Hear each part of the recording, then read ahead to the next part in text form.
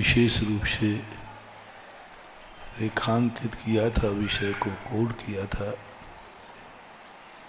कि हमें जब किसी से कोई वस्तु चाहिए है तो हमें उसकी शक्ति का पहचान होना चाहिए, उसकी मर्यादा का ज्ञान होना चाहिए, उसकी पोजीशन क्या है, उस पोजीशन का ध्यान होना चाहिए। कई बार ये लोग, बड़े लोग भी भूल कर देते हैं।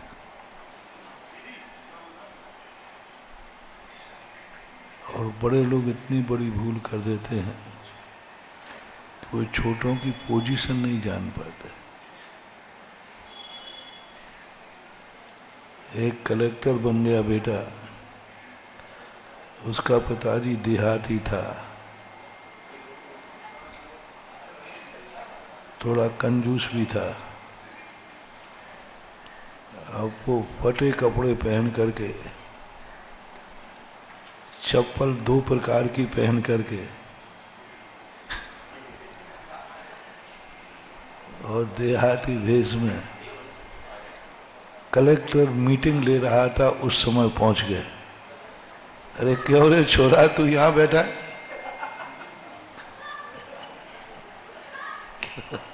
वो जो घरू भाषा होती है ना, हे रमुआ तू यहां बैठा है, तू घर नहीं आया? अब बोलो,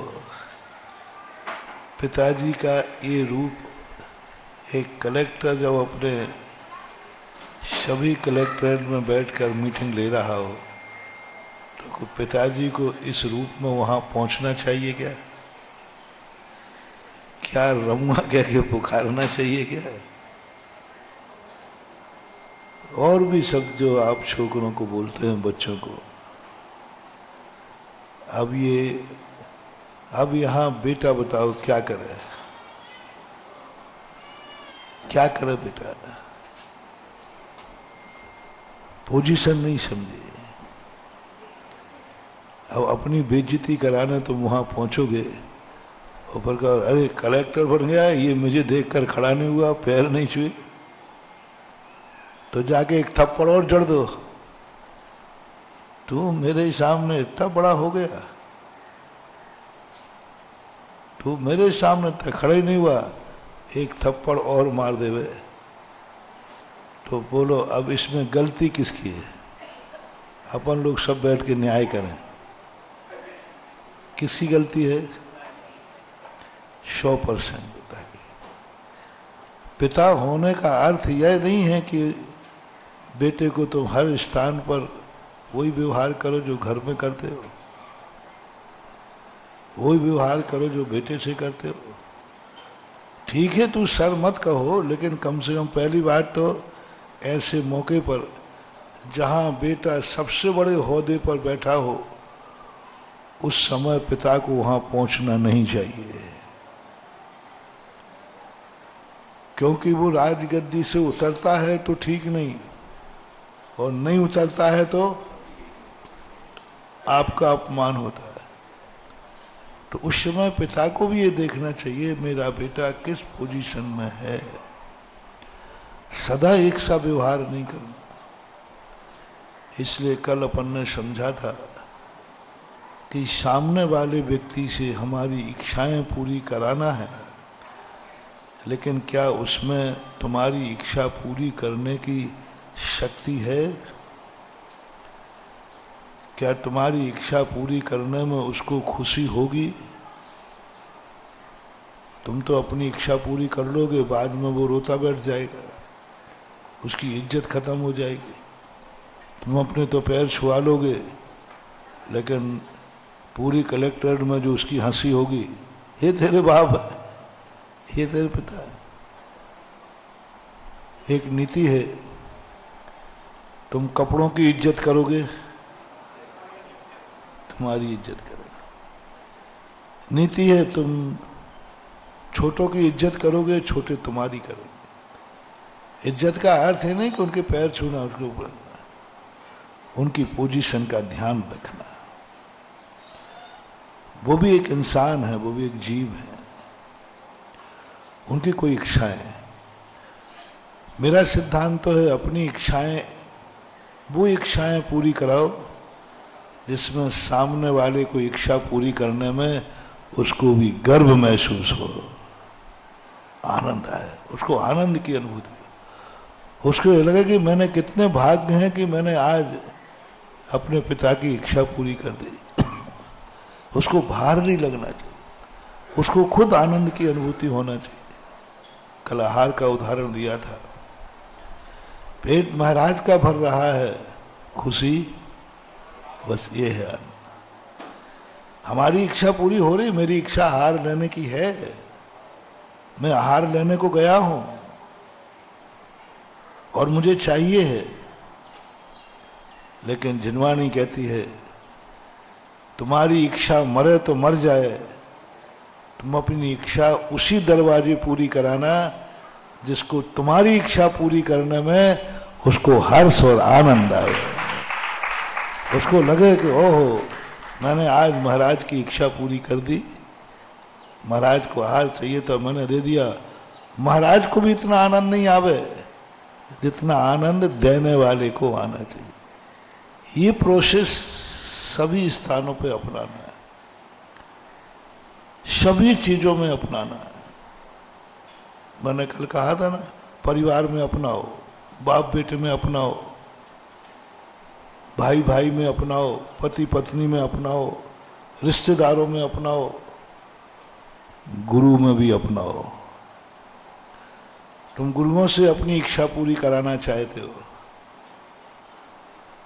तो वही इच्छा पूरी कराना इसमें गुरु को भी आनंद आए कि मैंने शिष्य की कोई इच्छा पूरी। गुरु को आनंद आता है, गुरु को गर्व होता है कि मैंने शिष्य की इच्छा पूरी की। गुरुओं से इच्छाएं पूरी कराना कोई बड़ी चीज नहीं है, कर देते। दुर्योधन भी करा देता था, धमका के, रो के, डरा के, रूठ करके, डरा के, धमका, रूठ करके जबरदस्ती इच्छाएं पूरी कराना, ये दुर्योधन का काम था, दुर्योधन का। और जब पिता इच्छा पूरी करता है तो उसको एक आनंद की अनुभूति होती है। कौन माँ है जो बेटी की इच्छा पूर्ति करते समय आनंद ना आवे? आता ही है। बड़ों को आनंद आता है अपनी इच्छा पूर्ति करना, भगवान को आनंद आता है भगवान के मंदिर में हम वो इच्छाएं पूरी कराएं जिससे भगवान को भी गर्व हो, मैंने भक्त की इच्छा पूरी की है। भगवान को आनंद आता है। ये मत समझना कि बड़ों को आनंद नहीं आता है, बस वो आनंद को दिखाते नहीं है। दो व्यक्ति चॉकलेट खा रहे हैं, एक बच्चा खा रहा है और एक बड़ा आदमी खा रहा है। दोनों के चॉकलेट के चेहरे देखना कैसे हैं। छोटा बार बार निकाले और बड़ा आदमी ऐसे खा रहा है जैसे कि बिल्कुल नीम की गोली खा रहा हो, लेकिन आनंद तो उससे भी आ रहा है। चॉकलेट का आनंद दोनों को बराबर आ रहा है। बच्चा आनंद को प्रदर्शित करता है और बड़ा आदमी आनंद को प्रदर्शित नहीं करता है। ऐसे ही बड़े लोगों को अपनी इच्छाएं पूरी करने में आनंद आता है, लेकिन वो सीरियस रहते, शांत रहते। भगवान को आनंद आता है, लेकिन वो नासा दृष्टि किए बैठे रहते।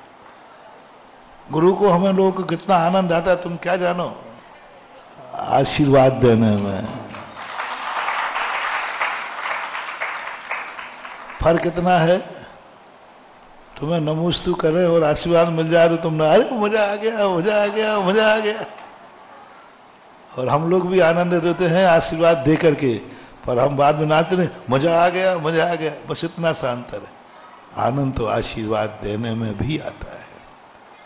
बड़ा गर्व होता है, बड़ा गर्व होता है, मैंने आज किसी को आशीर्वाद दिया और उस आशीर्वाद से इसकी इच्छा पूरी हो गई। मान लीजिए तुमने नमोस्तु किया और तुम्हारी इच्छा पूरी हो गई, इंटरव्यू देने गए और आप इंटरव्यू में पास हो गए, तो आप 100 लोगों से कहते हो मालूम महाराज से आशीर्वाद लेके आए। अब ये समाचार तुम जिससे आशीर्वाद लेके गए हो ना, उसको थोड़ा जाके दो। महाराज जी आपके आशीर्वाद दिया था ना, वो आशीर्वाद दिया था ना, वो शांति धारा कराई थी ना आपने, वो भक्तांबर पाठ पढ़ाया था ना आपने, मैं उसमें सफल हो गया। हमारे अंदर भी लड्डू फूटते। बस इतना है कि हम उसको उजागर, लेकिन अनुभूति आनंद की होती है।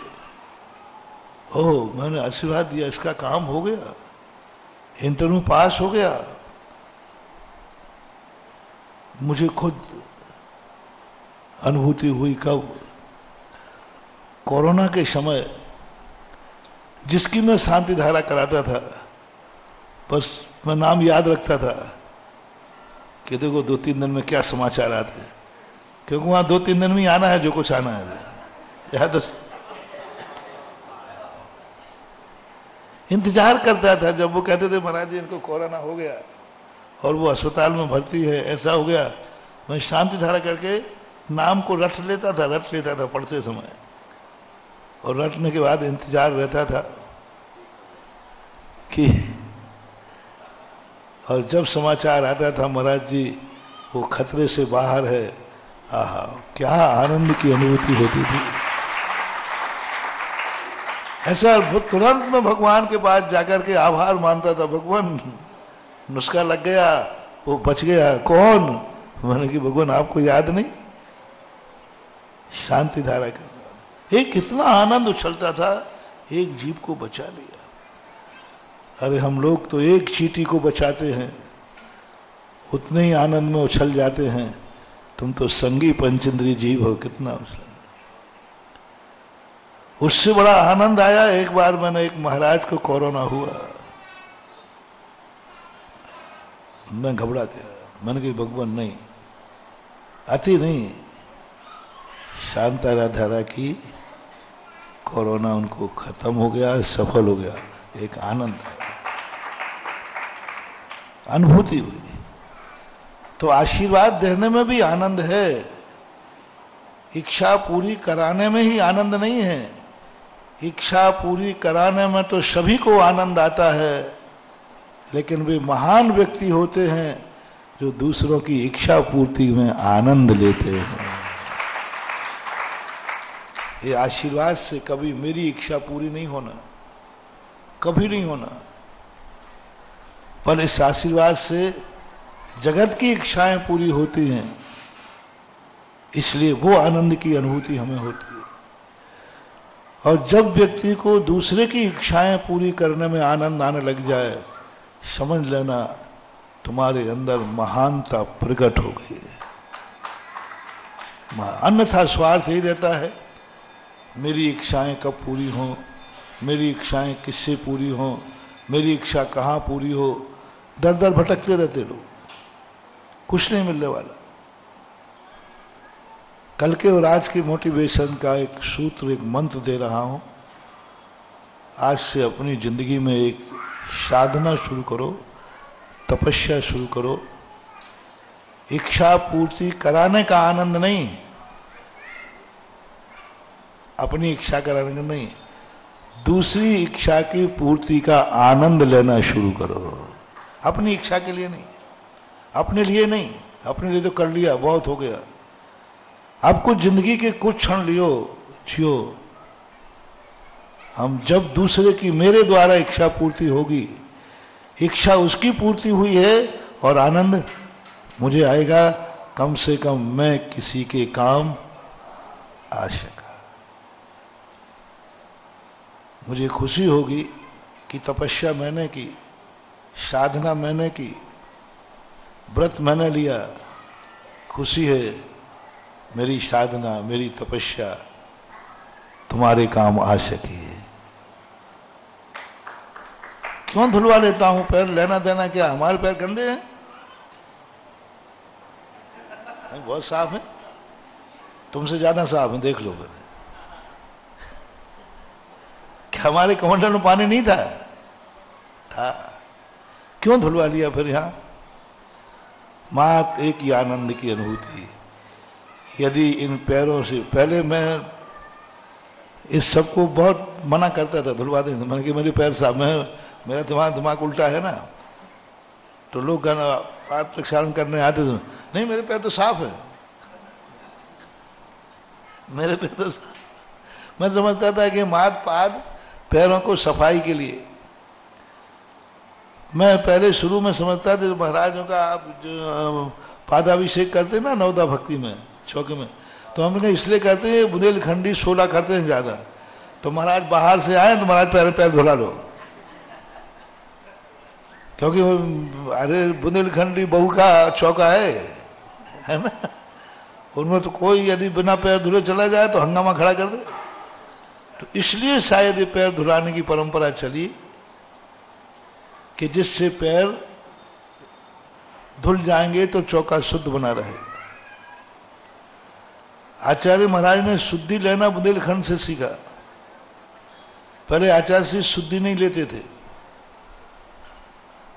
करते नहीं, काय की शुद्धि करना बताओ। हाथ धोना है तो तुम धुलाते हो कि नहीं, और पैर धोना है सो धुलाते हो। और शुद्धि में हम लोग करते क्या, बोलो, एक्स्ट्रा इतने के लोग मुंह और धो लेते, मुंह धोना जरूरी नहीं है। तो आचार्य जी कहते जब जो दोनों पैर गृहस्थ धुलाते हैं तो हमें धोने की क्या जरूरत पड़ी। शास्त्रों में भी लिखा शुद्धि का कोई प्रावधान नहीं है, किसी भी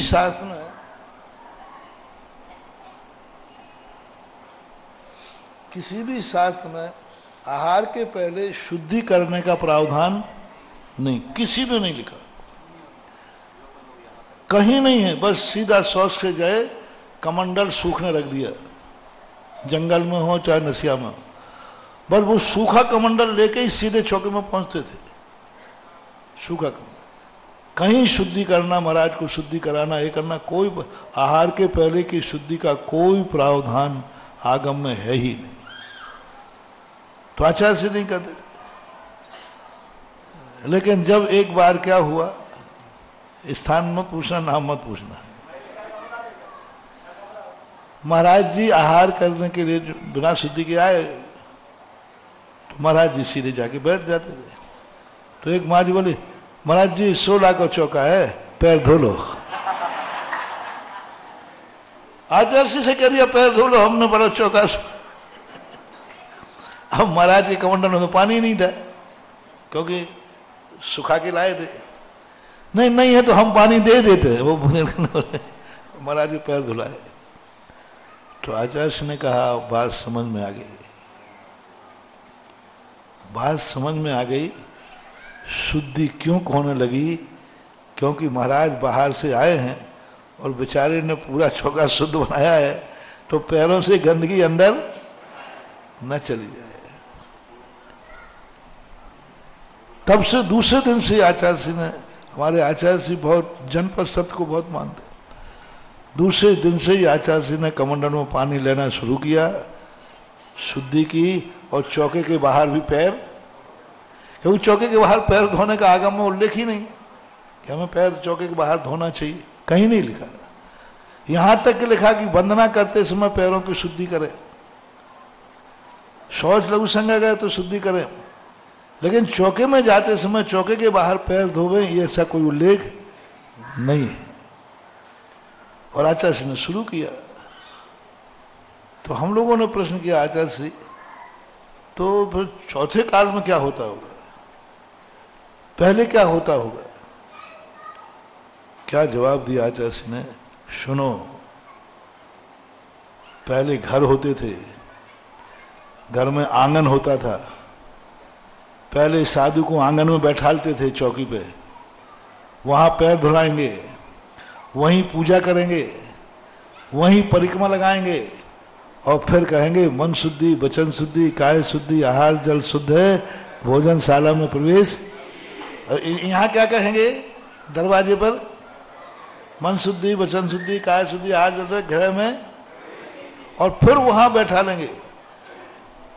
बोले ये होता था पहले, पहले आंगन होता था, साल होती थी, अब 2 कमरे का फ्लैट है, अब करें क्या?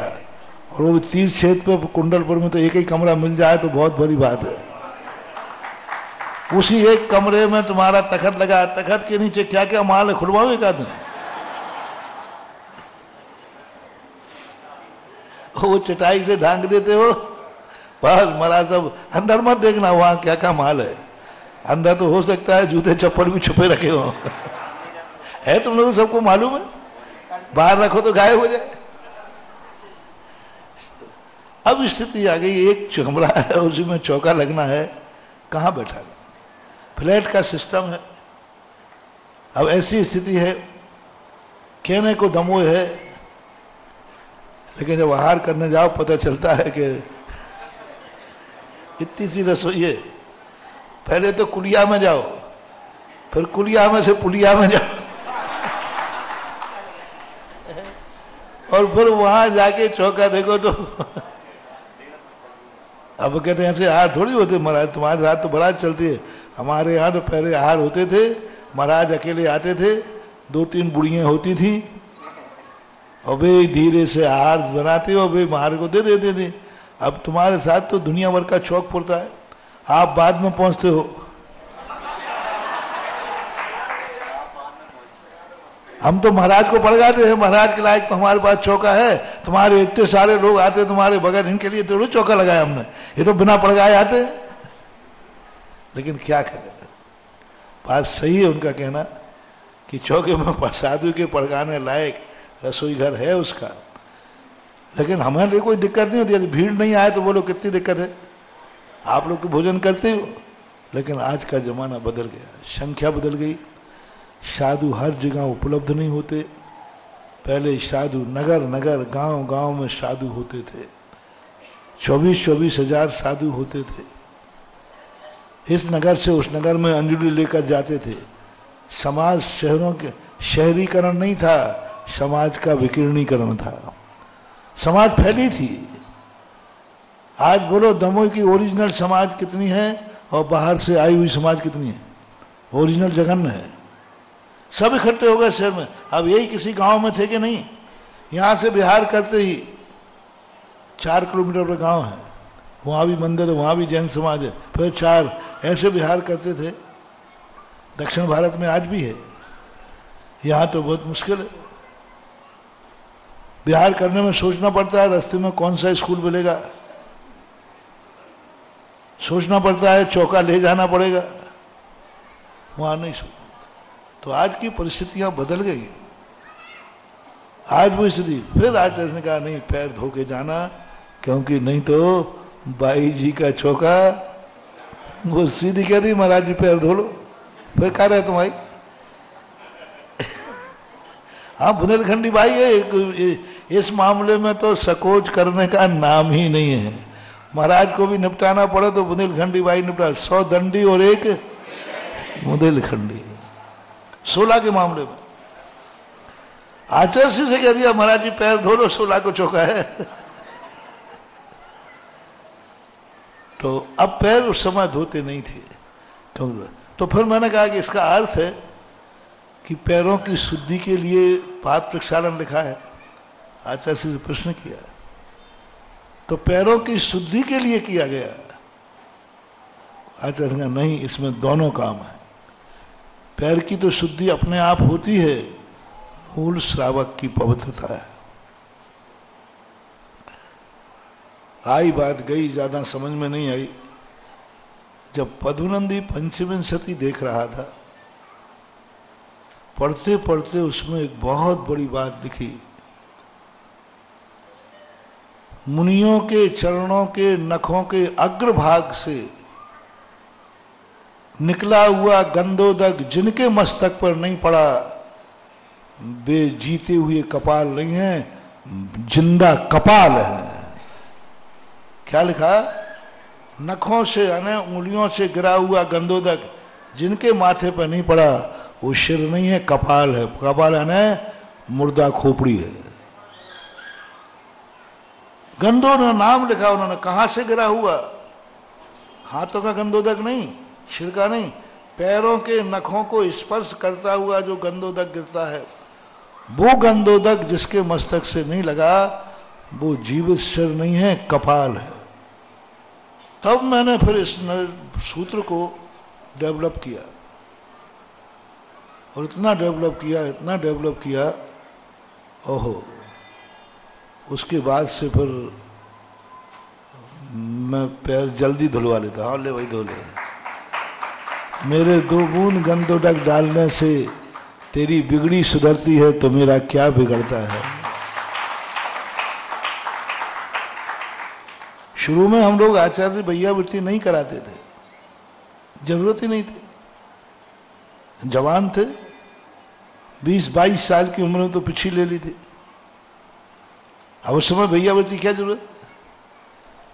लेकिन तुम लोग तो मानने वाले नहीं हो, बुंदेलखंडी हो। तो हम लोग क्षमा सागर जी गुप्त सब लोग क्या करते थे, जैसे ही हम लोग सामायिक करते थे, सामायिक करके 1 घंटे करके बैठे रहते थे।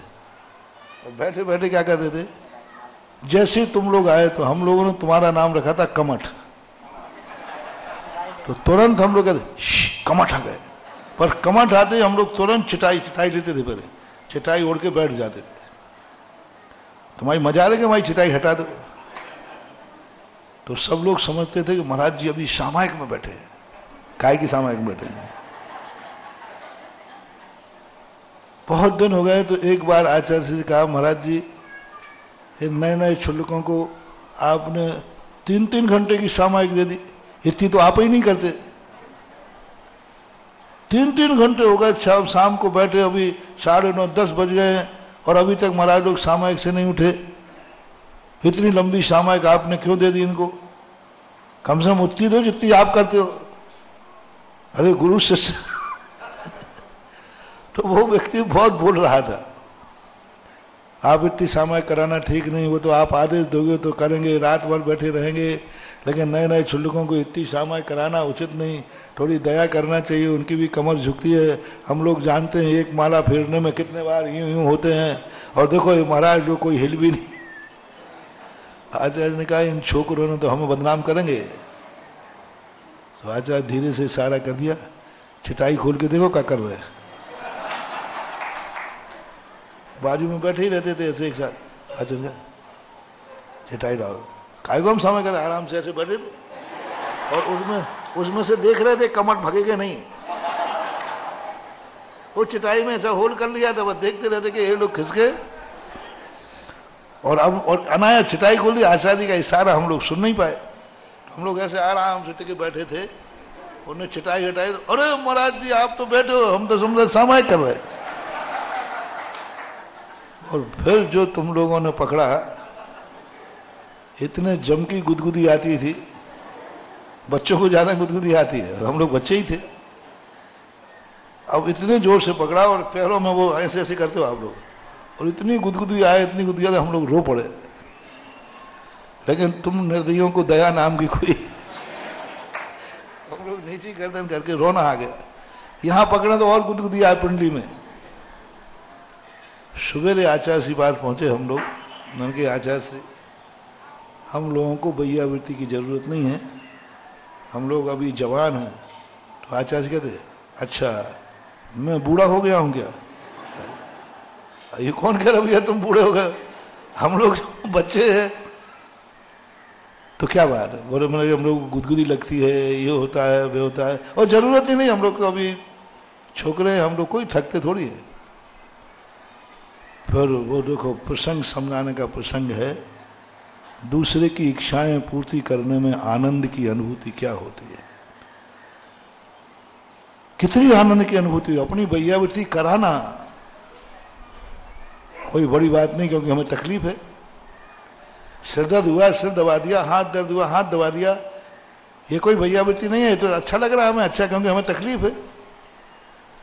अपने लिए स्वास्थ्य के लिए, स्वास्थ्य दूर करने के लिए भैयावृत्ति कराना अलग चीज है, दूसरों के लिए भैयावृत्ति कराना। आचार्य ने समझाया देखो मुझे भी जरूरत नहीं है, मैं भी अभी इतना थकता नहीं हूं, और बताओ हम सुबह से कहाँ गए, यहाँ कहीं नहीं जाते, आहार को जाते हैं, फिर भी करा लेता हूं। मैंने क्यों? आचार्य ने कहा देखो ये श्रावक लोग हैं, ये तो कभी तपस्या करेंगे नहीं, सामायिक करेंगे नहीं, इनकी जिंदगी, इनके हाथ कब पवित्र होंगे? और सामायिक से उठने के बाद जो एनर्जी होती है वो एनर्जी इनको 1 मिनट छू लेने दो, बस इतने में इनके भुजे दीपक जल जाएंगे, बस इतना करो। मतलब कि हमारी कुछ भी होती रहे, बोले क्या बिगड़ता है, 2-4 बाल टूटेंगे और क्या होगा बताया। अब बाल तोड़ के जाते हो तो मुझे मालूम है, नाखून लगा के जाते हो। तुम एक आध बार कभी देखना, जब भीड़ भैयावृत्ति की होती हो ना, भैयावृत्ति के बाद थोड़ा टार से हम लोग पैर देखना, कहीं ना कहीं कोई गड़बड़ कर दे, लेकिन सहन करते, क्योंकि परोपकार आए शताम विभूति, हमारे इन्होंने कर प्रयोग सागर ने कहा था ना। हमारी सारी जिंदगी परोपकार के लिए, नाखून लगे तो लगे, बाल टूटे तो और गुदगुदी लगे तो अच्छा नहीं, ये कैसे तुम्हारे पास आएंगे, कैसे तुम्हारी निकटता प्राप्त करेंगे। 24 घंटे में एक ही समय ऐसा है जो भैयावृत्ति के समय श्रावक सबसे निकट होता है। इनके लिए अपना क्या बिगड़ता है, इनकी बिगड़ी सुधरती है। इतने छूने मास से 24 घंटे का आनंद। फिर हम लोग दिन भर बैठे क्या करते थे, अरे भैया शाम तक के लिए तैयार हो जाओ, ऐसे हाथ फेरते रहते अपने खुद के, ऐसे ऐसे करते थे। और एक दूसरा सीधा बैठा, अरे थोड़ा हाथ में फेर ले, नहीं तो शाम को कम उठाएंगे। अब कोई डर नहीं पड़ता, अब तो तुम खूब गुदगुदाओ, कछु फर्क नहीं पड़ता। तुम भैयावृत्ति करते ना, हम झोंका लेते। भाव ये है कि गुरु ने कहा परोपकार के लिए भी कुछ करो। अपने स्वास्थ्य के लिए भैयावृत्ति तो बहुत करा लेते हो, इनके उपकार के लिए भैयावृत्ति कराओ तो जाना। ये पाप प्रक्षालन की बात थी। हमारे लिए कुछ भी लाभ नहीं है इससे, लेकिन पाप प्रक्षालन इसलिए करा लेते हैं कि इससे तुम्हें कितना लाभ है। पाप प्रक्षालन कराने में मुझे भी पुण्य का बंध होता है, मुझे भी कमीशन आता है। ऐसे ही फोकट में नहीं करा रहा हूं, बेटा ध्यान रखना, पक्का बढ़िया हूं, पूरा हिसाब लगा के बैठा हूं। क्योंकि इस गंधोदक से तुम्हें लाभ होता है, उस लाभ का शेयर मुझे भी तो मिलेगा। ना मैं मुनि होता, ना मैं साधना करता, ना मैं तपस्या करता, ना तुम्हारे लिए गंधोदक, और गंधोदक नहीं मिलता तो तुम्हारे कष्टों को दूर कैसे होता। अब ये रिटर्न है हमारे लिए। तो दूसरों की इच्छाएं पूर्ति करने में सबसे ज्यादा पुण्य का बंध होता है, उसमें भी बड़ों की, उसमें भी दुखी की, उसमें भी अपने से दुखी की। यदि दुखी का दुख दूर कर दो, बहुत बड़ा पुण्य। भगवान ऐसे ही नहीं मंदिरों में बैठे हैं। इन मूर्तियों का अतिशय कैसे बढ़ता मालूम? जो मूर्तियों से जितना ज्यादा दुखियों के दुख दूर होते हैं, उस मूर्ति का अतिशय दिन दूना रात चौगुना बढ़ता है। ये रिटर्न है इनके। भगवान फोकट में नहीं कर रहे हैं, वो अपन को गंधोदक दे रहे हैं। जिस मूर्ति का गंधोदक जितना ज्यादा दुखों को दूर करेगा, बोलो उस मूर्ति का अतिशय और बढ़ेगा कि नहीं? भीड़ बढ़ेगी कि नहीं? श्रद्धा बढ़ेगी कि नहीं? बढ़ेगी। मूल नायक शक्तिशाली क्यों होते? क्योंकि उनसे ना जाने कितने लोगों के दुख दूर होते हैं। नाम लेने मात्र से दुख दूर होते हैं। अपन भगवान का नाम लेते संकट में पड़ गए, वहां भगवान ने अपन ने पारसनाथ को ध्यान किया, कुंडलपुर के बड़े बाबा को ध्यान किया, हमारा संकट दूर हो गया। बड़े बाबा की मूर्ति में हमारे पुण्य का शेयर पहुंच गया, उतने में उसका अतिशय बढ़ गया मूर्ति का। हम संकट में थे और संकट में होते हमने किसको ध्यान किया? बड़े, हमारा संकट दूर हुआ। अब जैसा संकट दूर हुआ, उसका परसेंटेज तुरंत उस मूर्ति में चला जाएगा। उतने परसेंट में वो मूर्ति में चमत्कार जो कल नहीं था वो आज हो गया। ऐसे सैकड़ों लोगों के संकट दूर करे वो मूर्ति, जगत प्रसिद्ध अतिशयकारी हो जाती है। यही साधु का है। साधु साधना से अतिशयकारी कम होता है, दुआ से होता है। बड़े बड़े तपस्वियों में अतिशय नहीं है। बड़े बड़े तपस्वियों में शेरनी खा गई, कोई अतिशय नहीं हुआ। और उन मुनिराज को, जिन मुनिराज को देख करके सारे जगत में नाम लिया और संकट दूर हो गया, आहार दिया और घर में पवारा हो गई, आशीर्वाद दिया और श्रावक का कष्ट। अब वो जो दुआ दे रहा है, जब महाराज का आशीर्वाद लेके आया था, मेरी यात्रा सफल हो गई, मेरी यात्रा सकुशल हो गई। अब देखना, मैंने आशीर्वाद दिया था, अभी हमारे इस आशीर्वाद में कुछ नहीं है, अभी हमें कमीशन नहीं मिलेगा। अब देखना, इस आशीर्वाद को मैं चमत्कारी बनाऊं, मैं नहीं बनाऊंगा।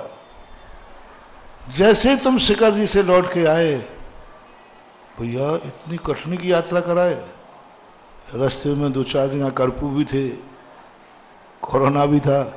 अरे मालूम नहीं, ये सब महाराज के आशीर्वाद से हुआ है।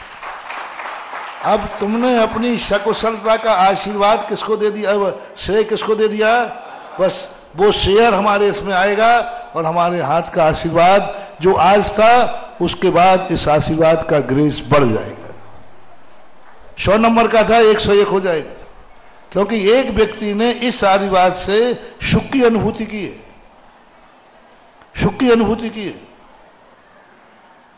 आनंद की अनुभूति की है।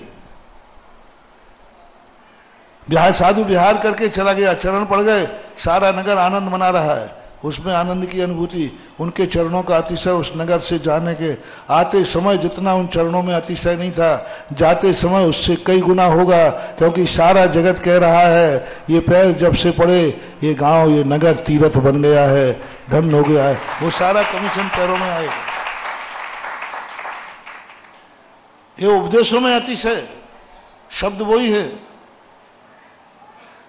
शब्द वही है। शेयर करता हूं, एक बार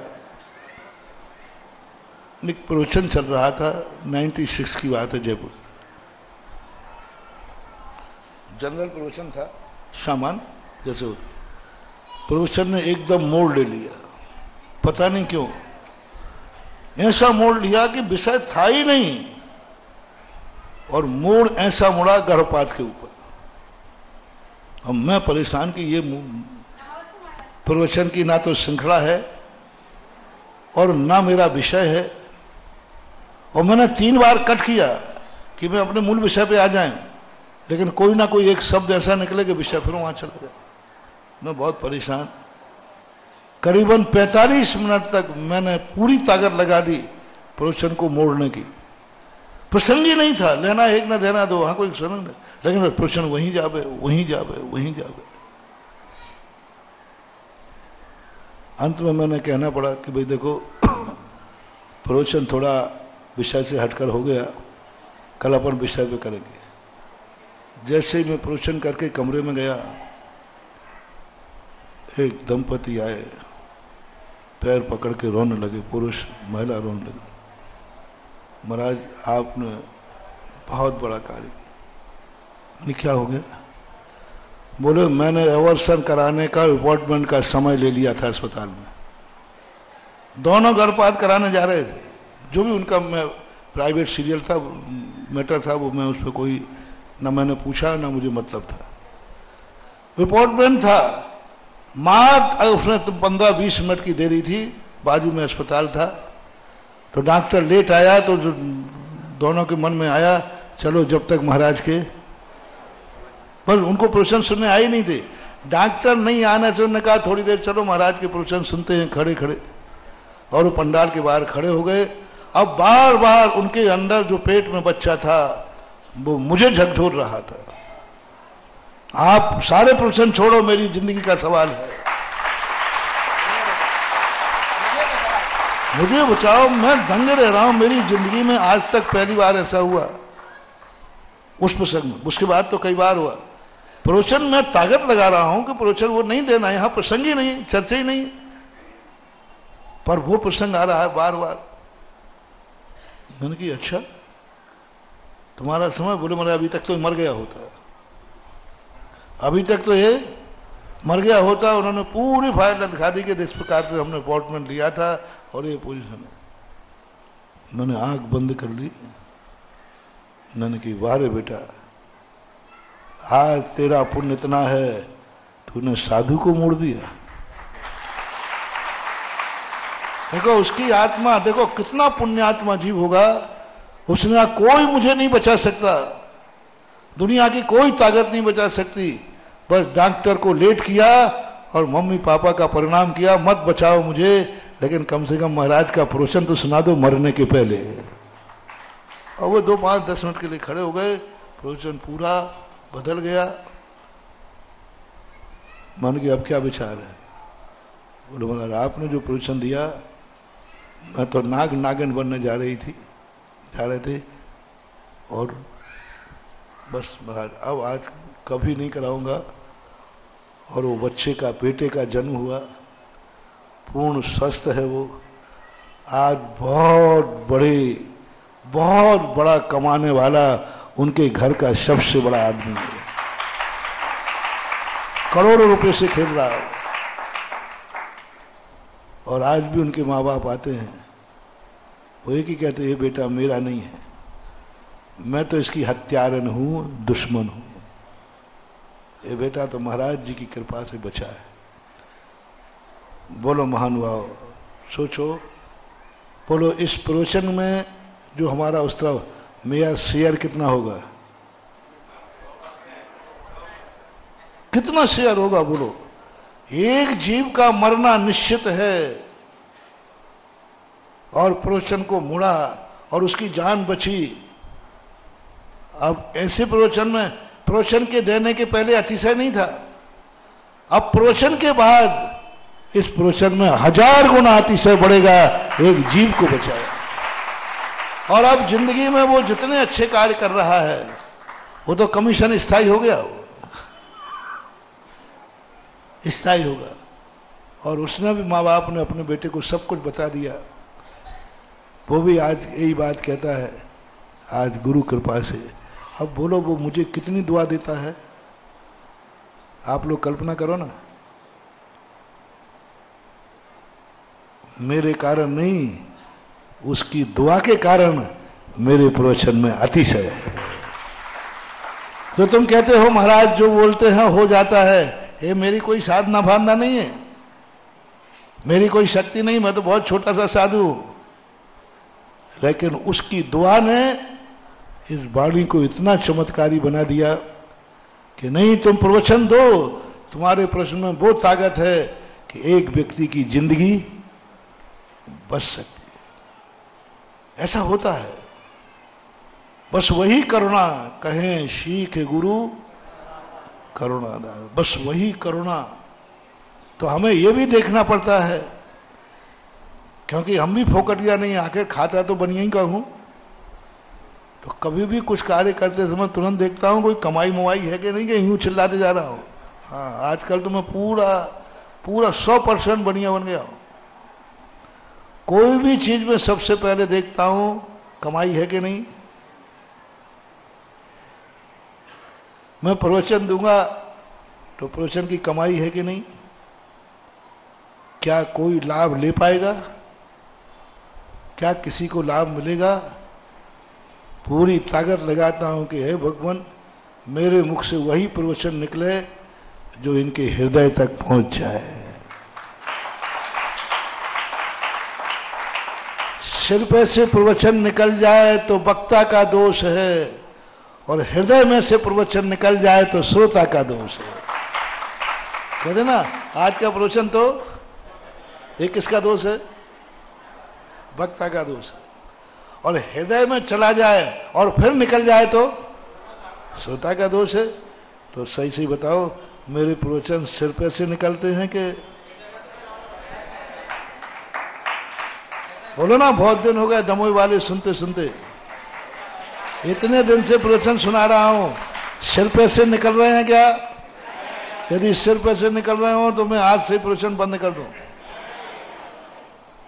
मैं तो ताकत लगाता हूं मेरा प्रवचन सिर पे से नहीं, हृदय में जाए। अब हृदय से तुम निकाल दो तो अब मेरी गलती नहीं है, वो तो तुम्हारी जानो। मेरा काम तो झोली में देना था, अब तुम्हारी झोली फटी है तो मैं प्रयास होना चाहिए। भगवान क्यों अनेक भाषाओं में बोलते थे? क्या एक भाषा नहीं थी भगवान के पास? यही कि भगवान की वाणी सिर पे से ना निकल जाए, भगवान की वाणी सिर पे से ना निकल जाए। एक पशु को भी समझ में आना चाहिए, एक सांप और शेर को भी समझ में आना चाहिए।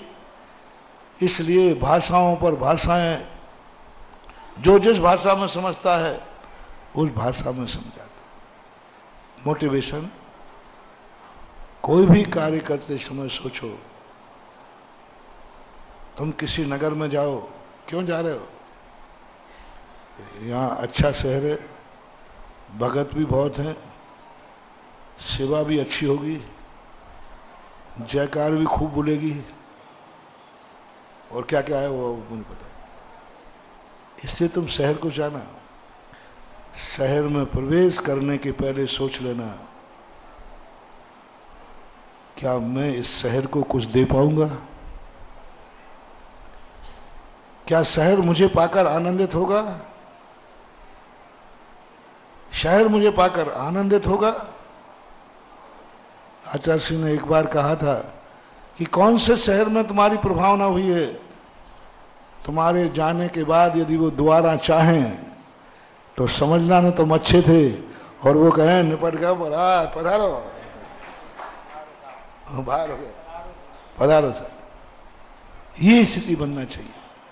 तो अपन सब, हम भी और आप भी, सब मिलकर के ये कार्य करें। आज कोई भी कार्य करना, उसमें यही सोचना, क्या मेरे कारण से सामने वाले की इच्छा पूर्ति हो रही है? नहीं, मैं भी आशीर्वाद देते समय सोचता हूँ कि भगवान, इस हाथ उठाने से मुझे कोई लाभ नहीं है, लेकिन एक ही भावना है कि इसने जिस भावना से नमोस्तु किया है, इसकी भावना पूरी हो, और इसकी भावना पूरी हो गई, फिर जो मेरा कमीशन आएगा वो इस अतिशय में चमत्कार बजाएगा।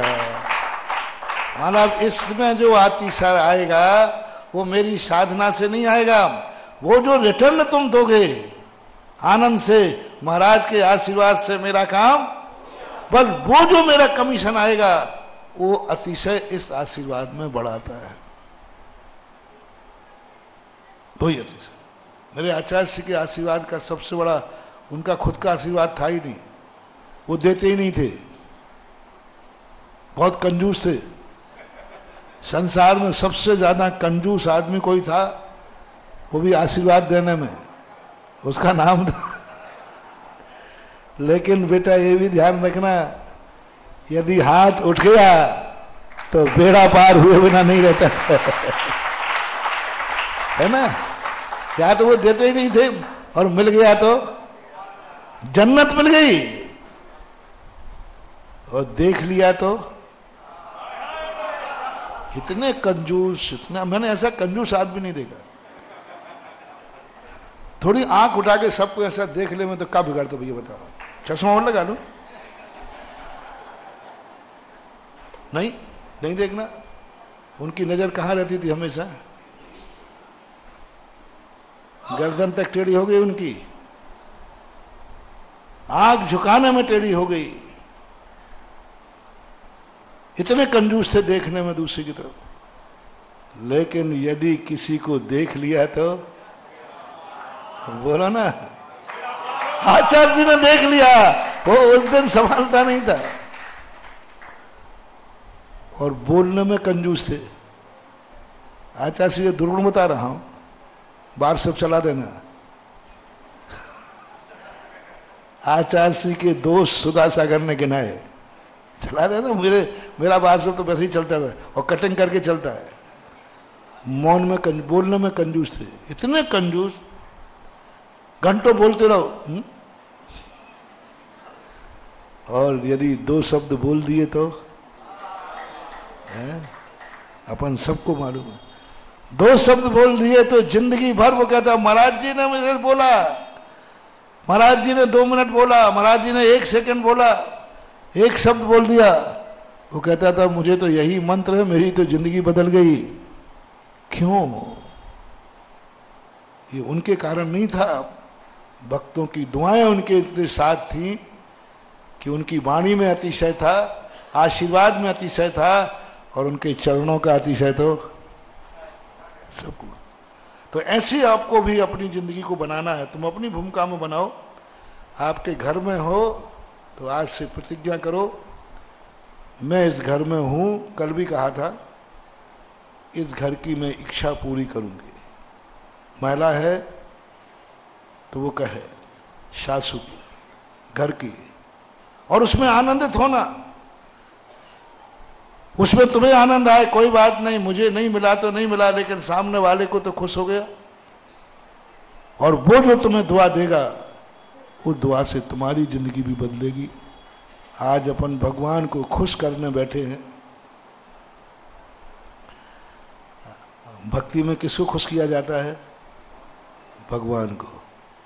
अब कैसे खुश करें? गुरु को खुश करना है, कैसे खुश करें? नमोकार मंत्र को खुश करना है, कैसे खुश करें? बस एक ही नियम ले लो, हे भगवान मैं तेरी हर इच्छा पूरी करूंगा। हे गुरुदेव मैं तेरी हर इच्छा पूरी, हे नमोकार मंत्र मैं तेरी हर इच्छा पूरी करूंगा। मेरे ऊपर छाया हो या नहीं हो, सदा तेरे ऊपर छत्र लगा के रखूंगा। मेरे लिए कोई हवा करे या नहीं करे, तेरे लिए 64 चवल ढोरूंगा।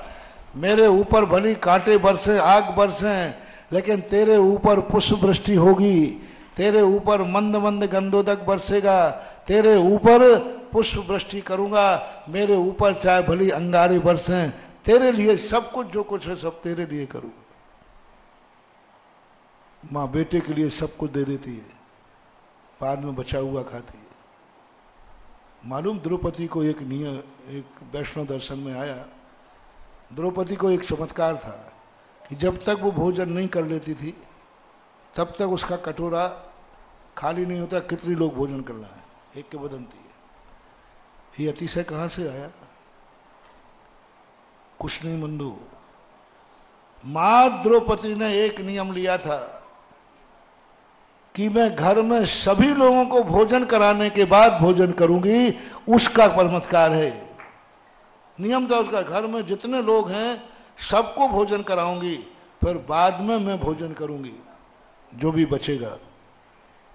उसका परिणाम ये था। पहले ऐसा होता भी था, घर की महिलाएं भोजन नहीं करती थी, लोग बाहर भोजन नहीं करते थे। नहीं, घर की महिला माँ भूखी बैठी होगी, घर जाते थे। आजकल एक दिन हमने महिलाओं को फटकारा, मन के आजकल तुम ऐसा करो कि जब तक घर के पुरुष भोजन नहीं करें जब तक तुम नहीं करना। तो प्रमोशन के बाद महिलाओं ने जो मुझे तुम्हारी पोल पट्टी बताई, बोले महाराज कई दिन भूखी मरूंगी, भूखी, और 4 बजे तक इनको भूखी बैठी, और कहा हम तो होटल में खाए, मर गए हम उनका इंतजार। तो जब ये होटल में खाया है तो हमने भी कहा कि अब तुम आओ या नहीं आओ। हम तो पहले भंडारे होते थे, भंडारे में एक व्यक्ति नहा धो करके, हर व्यक्ति भोजन नहीं उठाता था, पुराने लोग शेयर करना, वो नहा धो करके वो मिठाई जो भी रखी रहती थी वो उठा के देगा बाहर। परोसने वाले अलग हैं, कपड़े से ढकी हुई होती थी। और वो व्यक्ति अभी भोजन नहीं किया, पानी भी नहीं पिया, और सबको भूखे निकालता था सबको। अंत में जब सब भोजन कर चुके थे, तब सब लोग मिलकर उसको बाहर निकालते थे, उन्हें परोसते थे। उसका सिद्धि मालूम, 1000 लोगों का भोजन बनता था, मिठाई 2-2 हजार खा जाते थे, बचा रहता था। अन्नपूर्णा, क्योंकि स्वयं भूखा बैठा दूसरे को खिला रहा है। आहार देने में पुण्य नहीं है रे, और जो तुम भूखे रहकर मेरा पेट भर रहे हो, बस उस समय पुण्य बंद होता है।